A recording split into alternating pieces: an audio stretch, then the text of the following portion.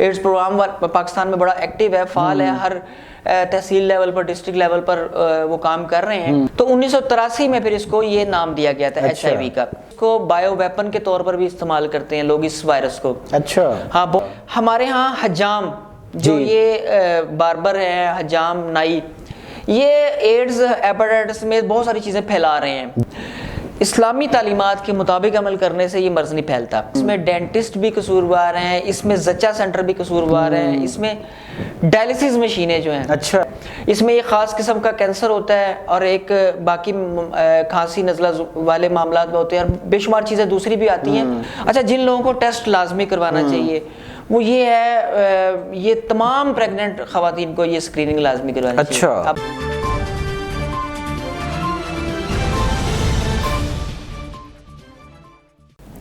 بسم اللہ الرحمن الرحیم۔ دوستوں اور ساتھیوں، میں ہوں شہزاد چودھری مارگلا نیوز کے ساتھ۔ امید ہے بخیر ہوں گے، خوش و خرم ہوں گے۔ آج پوری دنیا میں ایڈز سے آگاہی کا دن منایا جا رہا ہے۔ ایڈز ایک انتہائی خطرناک مرض گنا جاتا ہے جس کے متعلق ایک سٹگما یہ بن گیا ہوا ہے کہ یہ جنسی بے راہ روی سے ہی پھیلتا ہے، اور اگر اس کا کوئی مریض سامنے آتا ہے تو وہ بیچارہ معاشرے سے، اپنے عزیز و اقربا سے منہ چھپاتا نظر آ رہا ہوتا ہے، حالانکہ اس کی اور بھی کئی وجوہات ہوتی ہیں۔ آج ہم اس اہم ترین موضوع پر انتہائی حساس گفتگو کریں گے جو یقینی طور پر آپ کے لیے، آپ کے علم میں اضافے کا ذریعہ بنے گی۔ یہ جاننا بہت ضروری ہے تاکہ آپ اس سے اور آپ کے پیارے اس سے مستقبل میں محفوظ رہیں۔ اس حوالے سے گفتگو کے لیے اسٹوڈیو میں ممتاز طبی معالج اور وفاق اطباء پاکستان کے سیکرٹری حکیم سید مشرف علی زیدی موجود ہیں۔ آئیے ان سے اس حوالے سے بات کرتے ہیں۔ السلام علیکم مشرف صاحب۔ وعلیکم السلام سر، کیسے ہیں آپ؟ الحمدللہ۔ سر، آج پوری دنیا میں ایڈز کی سے آگاہی کا عالمی دن منایا جا رہا ہے۔ آپ ہمارے ناظرین کو بتائیں کہ یہ بیماری ہے کیا، اور یہ کہ کب اس کا وجود میں آئی، یا اس کی ابتدائی علامات کیا ہوتی ہیں؟ بسم اللہ الرحمن الرحیم، اللہم صلی اللہ محمد و علی محمد۔ شہزاد بھائی، بہت شکریہ، آپ نے مدعو کیا۔ آج ایڈز کا عالمی دن ہے۔ میں اس پر آگاہی کے لیے میری کافی تیاری ہے جو آپ کے ناظرین کو مارگلا نیوز کے پلیٹ فارم سے آج ملے گی، لیکن مجھے خوشی اس بات کی ہے کہ جو آپ نے ٹاپک سلیکٹ کیا ہے شہزاد بھائی، اس میں آپ آج حکیموں کو نہیں پھنسا سکیں گے۔ میں سر بیان کروں گا، آپ اپنا ذرا سوال کا جواب کی طرف آئیں۔ اچھا، آج آپ اس بارے میں بھی تیاری کر کے لائیں؟ جی سر، میں نے بھی کئی چیزیں اس میں نکالی کوئی ہیں۔ کردار حکیموں کا نہیں ہے۔ بتاتے ہیں۔ ایڈز جو ہے ایکوائرڈ امیون ڈیفیشنسی سینڈروم، یہ بیسیکلی سینڈروم ہے، مختلف بیماریوں اور علامات کا مجموعہ۔ اچھا، اس کا بنیادی سبب HIV وائرس ہے، یعنی کہ human immuno deficiency virus HIV۔ اچھا، پہلی مرتبہ جو پوری دنیا میں جو ایک پہلا پیشنٹ جو ڈائگنوز ہوا تھا وہ 1981 میں ایک گے مرد تھا۔ اچھا، مرد تھا جو یہ اس کا شکار ہوا، اور اس کی سمٹمز جو ہے وہ سادہ ہوتی ہیں، بالکل جیسے فلو ہوا ہے، نارمل نزلہ زکام ہوا، بخار تیز ہوا، اور اس کے بعد وہ اس کو اچھا وہ ٹھیک نہیں ہوتا، کافی مشکل سے ٹھیک ہوتا ہے، لیکن اس کے بعد وہ سمٹمز غائب ہو جاتی ہیں۔ ایک کسی بھی جو HIV کیریئر ہوتا ہے، جو HIV پازیٹیو ایک مرتبہ ہو جاتا ہے کسی ذریعے سے، ہم پروگرام میں آگے بتائیں گے کہ وہ کس طرح سے ہوتا ہے، تو وہ 8 سے 10 سال لگ جاتے ہیں اس کو ایڈز میں کنورٹ ہونے میں، اس انفیکشن کو۔ اچھا، یعنی کہ HIV، اچھا HIV اور ایڈز جو ہے اس میں ڈیفرنس ہے کوئی؟ جی جی جی، اگر وہ پازیٹیو آ گیا تو اس وقت یہ ہاں جی، ضروری نہیں ہے کہ HIV پازیٹیو کو ایڈز بھی ہو۔ اچھا، اب تو دنیا، یہ تو بڑا نکتہ، ہم تو سر HIV کو ہی ایڈز سمجھتے رہے۔ نہیں، ضروری نہیں ہے، مطلب اب بہت ترقی ہو چکی ہے، بہت سارے ادارے اس پر کام کر رہے ہیں، WHO کا خاص اس کے اوپر فوکس ہے۔ میں آپ کو پاکستان کی بھی ساری تاریخ بتاؤں گا آگے پروگرام میں چل کے۔ اب بہت سارے جو HIV پازیٹیو لوگ ہیں ان کو ایڈز ہونے سے بچانے کے لیے ادارے کام کر رہے ہیں۔ جی، ویسے بھی ایک نارمل جو ہے وہ HIV پازیٹیو بندہ 8 سے 10 سال بعد جو ہے نا وہ ایڈز کا شکار ہوتا ہے۔ اچھا، اس کی پھر کمپلیکیشنز ہوتی ہیں، بہت سارے معاملات ہیں۔ 1981 میں جب ایک شخص کو ہو گیا، مطلب یہ پہلی مرتبہ یعنی تشخیص ہوا جب، ہاں، اس وقت اس کا نام بھی HIV نہیں تھا، اچھا، اس کا کوئی اور نام تھا۔ پھر اس پر ریسرچ ہونے شروع ہوئی، اس پر سارے ادارے، جن اداروں میں ریسرچ ہو رہی تھی وہ متفق ہوئے، اکٹھے ہوئے، ایڈز پروگرام سٹارٹ ہوئے۔ تو 1983 میں پھر اس کو یہ نام دیا گیا تھا HIV کا. اچھا وہ ایڈز کے پر اور HIV کا کنیکشنز جو ہے نا وہ بھی بعد میں ملا تھا. ویسے تو اس کی دریافت 1930 میں چمپینزیز میں ہوئی تھی. ساؤتھ افریقہ میں چمپینزی جو تھے ان میں دریافت ہوئی تھی. یہ لگا بھی بندروں سے ہی, ان چمپینزی سے ہی انسانوں میں ہے. انسانوں میں اچھا فرسٹ ٹائم ادھر سے ہی آیا. ہاں وہ شکار کے دوران ان کے خون کا انٹریکشن ہوا اور وہ سلسلہ وہ 1930 کی بات ہے. اس کی جو پاکستان, اب ہم پاکستان کی طرف آتے ہیں جی, کہ پاکستان میں کرونا سے پہلے یہ پینڈیمک سے بہت پہلے یہ بہت تیزی سے پھیل رہا تھا. اچھا, اور بڑی خطرناک بات ہے کہ اس وقت بھی پاکستان میں ایڈز بہت تیزی سے پھیل رہا ہے. تو اس کی کیا مین کاز کیا ہے اس کے تیزی سے اتنا پھیلنے کی پاکستان میں؟ پاکستان میں جو سب سے زیادہ تشویشناک صورتحال بنی تھی وہ کرونا کے وجہ سے سارے ادارے, کیونکہ ہیلتھ ورکرز اور ادارے کرونا کی طرف چلے گئے تھے تو وہ دھیان کم رہ گیا تھا.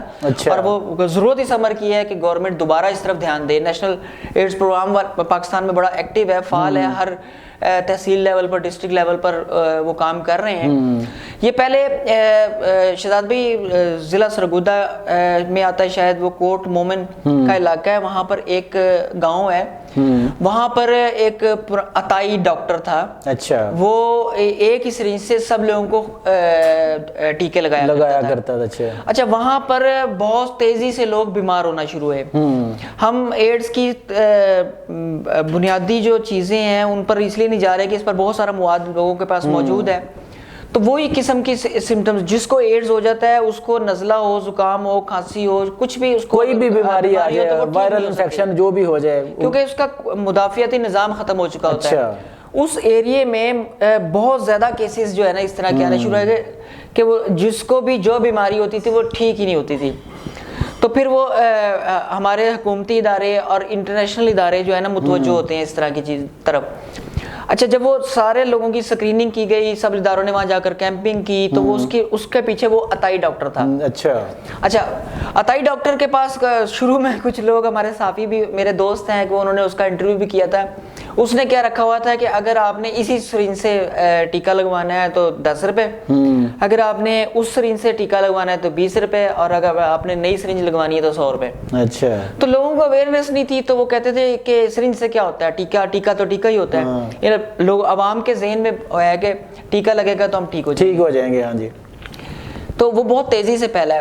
پھر لاڑکانہ کا رتو ڈیرو, وہ آپ کو پتہ لگا ہوگا کہ بہت تیزی سے پھیلا تھا. اچھا اس کو بہت تھیوریز ہیں, سازشیں ہیں کہ اس کو بایو ویپن کے طور پر بھی استعمال کرتے ہیں لوگ اس وائرس کو. اچھا, ہاں بہت ساری جگہوں پر یہ وائرس جان کے پھیلایا گیا دشمن ممالک کی طرف سے. باقی اس کی ایویڈنس موجود نہیں ہے. اچھا, تو اس پر بات نہیں کرنا چاہیے. اچھا ایک سوال بیچ میں آ رہا تھا, جیسے میں نے شروع میں کہا تھا کہ ہمارے ہاں ایک اسٹگما یہ ہے کہ یہ جنسی بے روی جو ہے وہ ایک سے زیادہ ساتھی ہونا, اور پھر جو فعل بد جسے کہا جاتا ہے اگر اس میں انسان انوالو ہے تو اس سے بھی یہ پھیلتا ہے یا اسی سے پھیلتا ہے. اس میں کیا اتنی حقیقت ہے, اس کے بارے میں بھی ذرا ناظرین کو بتاتے جائیں نا. شہزاد بھائی بڑی آپ نے اچھی بات کی ہے.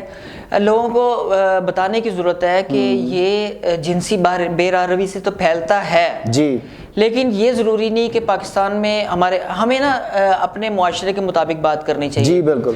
شہزاد بھائی ہم ایک مرتبہ پہلے بھی بات کر رہے تھے کہ جو جیکب آباد سبی میں پیدا ہوا ہے اس نے جو غذائیں کھائی ہیں ان کا علاج اور طرح کا ہوگا. جو مری کے باڑیاں علاقے میں لوگ ہیں تو ان کا علاج اور طرح سے ہوگا. ایڈز ہو یا کوئی اور بیماری ہو, ہمارے ہاں جو ریسرچ ہے نا, لوگ ہمارے یہاں کے ماہرین وہ ساری یورپ اور امریکہ اور مطلب ان ممالک کی لیتے ہیں. ان کا معاشرہ اور طرح سے ہے. ہمارا یہاں شادی کا انسٹیٹیوشن ہے, باقاعدہ ہے اور بڑا اسٹرانگ ہے ماشاءاللہ انسٹیٹیوٹ ابھی تک بھی. ابھی تک الحمدللہ ہے. اور یہاں پر وہ لوتی فعل بھی بہت کم ہے. جی اچھا بہت محدود ہے, یعنی کہ کم ہے. اچھا یہ بھی ضروری نہیں ہے کہ بہت ٹیکنیکل اگر حوالے سے دیکھا جائے تو یہ مرد سے عورت میں بہت کم پھیلا ہے. اچھا, یہ پھیلا مرد سے مرد میں ہی ہے. اچھا پاکستان میں جو رجسٹرڈ مردوں کی تعداد ہے اس میں مردوں کی تعداد زیادہ ہے, وہ 81,800 کچھ ہیں جو اس وقت مریض ہیں, رجسٹرڈ مریض ہیں جنہوں نے رجسٹرڈ کروایا ہوا ہے, لیکن مریضوں کی تعداد تو لاکھوں میں ہے. اچھا اس میں عورتیں بھی ہیں اور بچے بھی ہیں. اچھا اب دیکھیں نا, اب وہ بچہ تو نہیں کسی بے روی کا شکار, ہاں جی, وہ اپنی ماں سے کنورٹ ہوا ہے. ہمارے ہاں حجام جو یہ باربر ہیں حجام نائی یہ ایڈز ہیپاٹائٹس میں بہت ساری چیزیں پھیلا رہے ہیں جی اچھا وہ جان کے نہیں پھیلا رہے مطلب ان کو اتنی اویئرنیس ہی نہیں ہے یا ان کو پتہ ہی نہیں ہے اس چیز کا کہ یہ کتنی سینسٹیو ہو سکتی ہے اچھا جو پاکستان کے اندر پہلا کیس آیا تھا وہ میرا خیال ہے 1987 میں آیا تھا شاید اچھا 1987 میں جو آیا تھا وہ گلف ایریا سے کہیں سے آیا تھا اور اس کا بلڈ ٹرانسفیوژن بھی ادھر ہی ہوا تھا اچھا کوئی بیمار ہوا تو کوئی ایکسیڈنٹ ہوا شاید یا تو اس کو نا وہاں پر خون لگایا تھا شہزاد بھائی اس کی ڈیتھ پاکستان میں ہوئی تھی پاکستانی تھا وہ تو اس کے بعد اس وقت بھی جو زیادہ کیسز ہیں وہ بلڈ ٹرانسفیوژن کے ہیں اچھا اب خیر بہرحال بہت زیادہ گورنمنٹ احتیاط کرتی ہے نیشنل ایڈ پروگرام جو ہے اس سے عالمی ادارے کے ساتھ کنیکٹڈ ہے اب آپ نے دیکھا ہوگا پریگننسی کے دوران سیزیرین کے دوران چھوٹے موٹے بلڈ ٹرانسفیوژن کے درمیان چھوٹے موٹے آپریشن کے درمیان اس سے پہلے ہاں جی نہیں لگایا جاتا اس میں بچا جاتا ہے جتنا بھی ممکن ہو سکے سکریننگ کرتے ہیں اچھا ایک بات بیچ میں اب آپ نے چھوڑ دیا آپ ذکر کیا آپ نے کہا تھا کہ آج آپ نہیں ڈال سکتے مدعا نا ابھی آپ نے حجاموں کا نام لیا کہ وہ نا ان کو اویئرنیس نہیں ہے اور وہ مثلا اسی بلیڈ سے یا اسی استرے سے یا اس کے آلات جو ہیں یا ان کے ہاتھ سینیٹائز نہیں ہیں تو وہ کر رہے ہیں تو یہ کام تو حکیم بھی کرتے ہیں نا میرے پاس ایک ویڈیو بھی ہے اگر کہیں گے تو میں بیچ میں چلا دوں گا اس پروگرام کے کہ اس میں ایک حکیم صاحب حجامہ کر رہے ہیں جناب اور انہوں نے وہ ایک میرے خیال میں اب مجھے ٹیکنیکلی تو نہیں پتا وہ ایک مشین یوز کر رہے ہیں غالباً وہ جیسے وہ بلغم سک کرنے والی جو مشین ہوتی ہے نا وہ انہوں نے لگائی ہوئی ہے اور کپ لگا کے اس سے وہ حجامہ کر رہے ہیں اور اس وقت نالی میں وہ بلڈ جا رہا ہے ہوتا کیا ہے پھر ہم نے جب تھوڑا سا ارد گرد سے پوچھا بھی وہ کہتے ہیں جی کہ وہی ایک دوسرا مریض آتا ہے وہی پائپ اس کو لگا دیتا ہے اگر اس پائپ میں بلڈ رہ گیا وہ سینیٹائز نہیں ہو سکا تو واپس اس کو اگر وہ بلڈ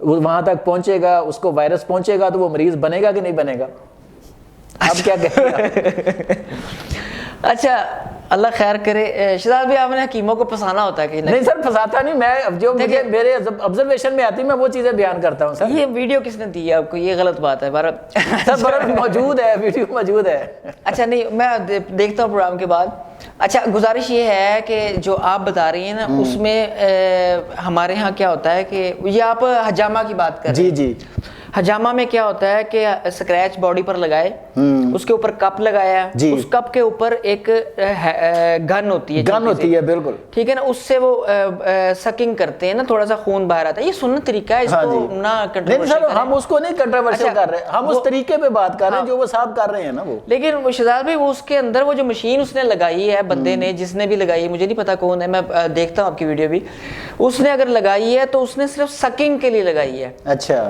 مطلب وہ پاسبل ہی نہیں ہے کہ وہ خون واپس پیشنٹ کو جائے نا سر اس میں جراثیم تو ہوتے ہیں نا وہ اگر واپس اس میں اگر ٹریول کر جائیں یا وہ دوسرے مریض کو پراپر سینیٹائز کر کے نہ لگائے وہ بہت زیادہ ٹیکنیکل ہو جائے گی شہزاد بھائی گفتگو آپ دیکھیں کہ جو محدود رہتے ہیں نا ایڈز کا پیشنٹ ہے HIV پازیٹیو ہے تو وہ اگر اپنے صرف خاتون پارٹنر کے ساتھ ہے تو ضروری نہیں یار کہ وہ ادھر بھی ٹرانسفر ہو اگر وہ میئر سے استعمال کر رہا ہے لیکن اگر کسی میل کا میل پارٹنر ہے وہ پروڈکشنز بھی استعمال کر رہا ہے تو وہ بہت زیادہ چانسز ہوتے ہیں کہ ادھر ٹرانسفر ہو جائے اچھا ہاں جی تو حجامہ والی جو بات ہے بوسو کنار سے بھی یہ مرض ٹرانسفر نہیں ہوتا ہاتھ ملانے سے ٹرانسفر نہیں ہوتا اس بارے میں نا بے شمار انٹرنیٹ کے اوپر اویئرنیس موجود ہے اچھا یہ منہ کے سلائیوا میں موجود ہوتا ہے کہ نہیں منہ کے سلائیوا میں موجود نہیں ہوتا یہ خون میں موجود ہوتا ہے خون میں موجود ہوتا ہے اگر خدا نہ خواستہ کسی کے HIV کیریئر کا منہ میں کوئی زخم ہے ہاں اندر خون رس گیا ہاں ماؤتھ السر ہے یا دانتوں سے مسوڑوں سے خون ہے تو وہ پھر آ جائے گا اچھا وہ ایک بڑا نا مشکل سی چیز ہے اس کا جو اس کو پھیلانے والے جو سبب ہے نا وہ خاص اسباب جو وہ ذرا بیان کر دینا سب سے زیادہ بلڈ ٹرانسفیوژن سے پھیلتا ہے اچھا غیر محفوظ جو بلڈ ٹرانسفیوژن ہے اچھا جی میں شہزاد بھائی پہلے عرض کر رہا تھا نا کہ پاکستان سے باہر کے جو معاملات ہیں نا وہ بالکل الگ ہیں ہمارے ہاں ہمیں اپنی بات کرنی چاہیے مارگلا نیوز کے جو ناظرین ہیں نا ان کے لیے صرف عرض ہے کہ نا اسلامی تعلیمات کے مطابق عمل کرنے سے یہ مرض نہیں پھیلتا. اچھا اس میں حجام ہی قصوروار نہیں ہے, اس میں ڈینٹسٹ بھی قصوروار ہیں, اس میں زچہ سینٹر بھی قصوروار ہیں, اس میں ڈائلیسس مشینیں جو ہیں, اچھا جو آپ فارمولا حجاموں پر لگا رہے تھے نا, یہ ڈائلیسس میں بھی آتا ہے. ڈائلیسس مشین اگر انفیکٹڈ ہو گئی ہے اچھا تو وہ تو خون پیشنٹ کا اس مشین میں سے گزر کے پھر دوبارہ پیشنٹ کو آ رہا ہے, تو وہ نہ صرف ہیپاٹائٹس ایڈز بلکہ اور بیماریاں ساری کیری کر. آپ اسی لیے دیکھیں نا کہ جو پیشنٹ ڈائلیسس پر جاتا ہے وہ بیچارہ اور زیادہ مشکلات کا شکار ہو جاتا ہے. تو ادھر شہزاد بھائی سختی کیا کریں, حکیم بیچارے سفید پوش لوگ ہیں. بلڈ بینک میں بہت زیادہ احتیاط کی ضرورت ہے.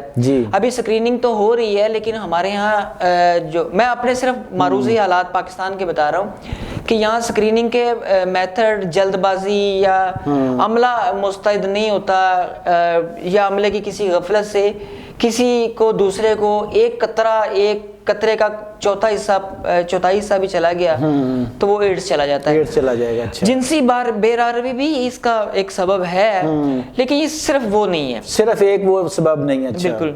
اچھا حکیم صاحب یہ ذرا بیان کیجئے گا کہ جس طرح آپ اس مرض کو خطرناک قرار دے رہے ہیں, یا دنیا میں اس کے خلاف اویئرنیس کا پروگرام چل رہا ہے کہ ہر سطح پر WHO سے لے کے اور باقی ممالک بشمول پاکستان میں ایک پورا پروگرام ہے, تو آپ ناظرین کو یہ بتائیں کہ پھر کس سطح پر اس کا ٹیسٹ کرانا چاہیے, یا کن لوگوں کو اگر کوئی ایسے سمٹمز موجود ہوں یا محسوس ہوں تو وہ اپنا ٹیسٹ لازمی کرائیں کسی اتھینٹک لیب سے. اچھا یہ بہت ضروری بات آپ نے پوچھی ہے شہزاد بھائی. اس سے پہلے میں ایک چیز عرض کر دوں کہ خدا نہ خواستہ کسی کو جو لوگ ٹیسٹ کروائیں اس سے پہلے یہ چیز اپنے ذہن میں رکھیں کہ یہ پاکستان کے اندر ایک پورا میکنزم موجود ہے. اچھا اگر وہ خدا نہ خواستہ کسی اور کی غفلت سے HIV پازیٹیو ہو گئے ہیں تو ہر تحصیل لیول پر, ہر ضلع لیول پر ایڈز کے پروگرام چل رہے ہیں. اچھا وہ اس کو وہیں کنٹرول کر لیتے ہیں, وہ ایڈز تک کی کمپلیکیشنز کو وہیں روک لیتے ہیں. وہ ایک گولی اویلیبل ہے اور بالکل مفت ملتی ہے. اچھا وہ اگر اپنے آپ کو رجسٹر کروا لیں تو وہ آپ کا باقی علاج بھی فری ہونا شروع ہو جاتا ہے. اس میں ایک خاص قسم کا کینسر ہوتا ہے اور ایک باقی کھانسی نزلہ والے معاملات میں ہوتے ہیں, اور بے شمار چیزیں دوسری بھی آتی ہیں. تو وہ ساری کی ساری اس میں اگر آپ اپنے آپ کو رجسٹر کروا لیں تو یہ ہوتی ہیں. یہ گھبرانے کی بات نہیں ہے. اور اس کے علاوہ ایک اور بات ہے کہ کسی عطائی کے پاس مت جائیے گا. اگر آپ خدا نہ خواستہ HIV پازیٹیو ہو گئے ہیں تو فوری طور پر مستند معالج سے رابطہ کرنا ہے. اچھا جن لوگوں کو ٹیسٹ لازمی کروانا چاہیے وہ یہ ہے, یہ تمام پریگننٹ خواتین کو یہ اسکریننگ لازمی کروانی چاہیے. اب آپ کہیں گے کہ یہ تمام کو, میں بالکل بڑی ذمہ داری سے بات کر رہا ہوں کہ تمام پریگننٹ خواتین کو یہ اسکریننگ لازمی کروانی چاہیے کہ خدا نہ خواستہ کہیں سے بھی وہ انفیکٹڈ ہو گئی ہیں. اور یہ ضروری نہیں ہے, اس میں کوئی بری بات نہیں ہے, وہ اس کی اسکریننگ بھی کروائیں, ہیپاٹائٹس کی بھی, باقی چیزوں کی بھی کروائیں. ہاں جی, اور اس میں کوئی بری بات نہیں ہے. ہمیں نہیں پتا ہوتا کہ وہ کہیں سے وائرس آ گیا, ہم صرف اس کو غلط جگہ پہ نہ جوڑیں. ہاں بالکل, وہ یہ جنسی بے راروی ہی سے نہیں آتا, صرف نہ جوڑا, یہ کہیں سے پرکنگ بھی ہو جاتی ہے, غلطی سے بھی ہو جاتا ہے. اور ہمارے بے شمار ہیلتھ ورکر سرجن بیچارے جو ہے نا, ان کو پتہ بھی ہوتا ہے کہ یہ پیشنٹ ایڈز کا ہے یا HIV پازیٹیو ہے, تو ان کی پرکنگ ہو جاتی ہے. اس کے لیے بھی ایک SOPs موجود ہیں. ان کو چند پہلے گھنٹوں میں نا اس کا وائرل لوڈ کم کرنے کے لیے, یہ ملٹیپلائی نہ ہو وائرس, تو اس کو وہیں روک لیتے ہیں, کمپلیکیشنز نہیں ہوتے. وہ بس بدقسمتی سے وہ اگر ایسا معاملہ ہو جائے HIV پازیٹیو تو وہ ہو جائے گا, لیکن اس کی کمپلیکیشن وہیں روک لیں گے. اور آپ حیران ہوں گے کہ اب HIV پازیٹیو مرد جو ہے وہ شادی بھی کر سکتا ہے, ایسا مسئلہ نہیں ہے. اچھا جن کو ہیپاٹائٹس B ہے, C ہے یا کوئی اور مرض ہو گیا ہے, ان کو بھی ایڈز کی اسکریننگ لازمی کروانی چاہیے. ہاں جی بالکل لازمی کروانی چاہیے. اور بلڈ ٹرانسفیوژن کے دوران, یعنی کہ جو بلڈ دے رہے ہیں وہ بھی اور جو لینے لگے ہیں وہ بھی لازمی ہونے چاہیے. جنسی تعلقات کے حوالے سے وہی پہلے عرض کیا ہے, شہزاد بھائی بھی پروگرام میں 2 مرتبہ کہہ چکے ہیں, اسلامی تعلیمات پر عمل کرنے سے یہ اس مرض سے بالکل دور رہا جا سکتا ہے. اچھا جن لوگوں کے بہت زیادہ پارٹنرز ہیں یا کبھی غلطی سے وہ سیکس ورکرز کے پاس گئے ہوں پہلے, ان کو یہ اسکریننگ لازمی کروانی چاہیے. اچھا TB کے پیشنٹ جو اس وقت TB کے ساتھ فائٹ کر رہے ہیں اور یا جنہوں نے ماضی میں TB کو ہرایا ہے, ان کو یہ اسکریننگ لازمی کروانی چاہیے. اچھا اور میں پہلے عرض کر چکا ہوں, خون کا عطیہ دینے سے پہلے اگر وہاں فیسلٹی نہیں ہے، کسی ہاسپٹل میں کوئی ایکسیڈنٹ ایسا ہو گیا ہے، خدا نخواستہ صورتحال ایسی ہے کہ بہت زیادہ ایمرجنسی ہے، اس کے باوجود بھی اس اسکریننگ کے بغیر خون کا عطیہ مت دیں۔ جی دوستوں اور ساتھیوں، آپ نے حکیم سید مشرف علی زیدی کی سیر اصل گفتگو سنی۔ انہوں نے تمام وہ میجرمنٹ بتا دیے ہیں جس سے ان سے بچا جا سکتا ہے، اور اللہ نہ کرے اگر کسی میں آپ کو یہ چیز محسوس ہو تو بجائے گھبرانے کے اپنے قریب ترین مستند معالج کے پاس جائیں یا سرکاری سطح پر خود کو رجسٹرڈ کروائیں، تاکہ آپ کا علاج بر وقت ہو سکے اور اس کے مضر اثرات جو مستقبل میں آپ کو سامنے آئیں گے ان کو روکا جا سکے۔ ایسی اللہ نے کوئی بیماری دنیا میں پیدا نہیں کی جس کی روک تھام کا طریقہ بھی اس رب نے نہ اتارا ہو، تو بہت بہتر ہے کہ آپ خود کو اپنے ساتھی تک محدود رکھیں اور باقی کے دیگر معاملات جتنے بیان کیے گئے ہیں ان کو اپناتے وقت انتہائی احتیاط کا مظاہرہ کریں۔ امید ہے ہماری اس ویڈیو سے آپ کو بہت کچھ سیکھنے کو ملا ہوگا۔ اگر آپ کے علم میں اضافہ ہوا ہے تو ہماری ویڈیو کو ضرور شیئر کیجئے گا، ہمارے چینل کو سبسکرائب کیجئے گا اور اپنی رائے کا اظہار ضرور کیجئے گا۔ آج تک کے لیے اتنا ہی، اللہ نگہبان۔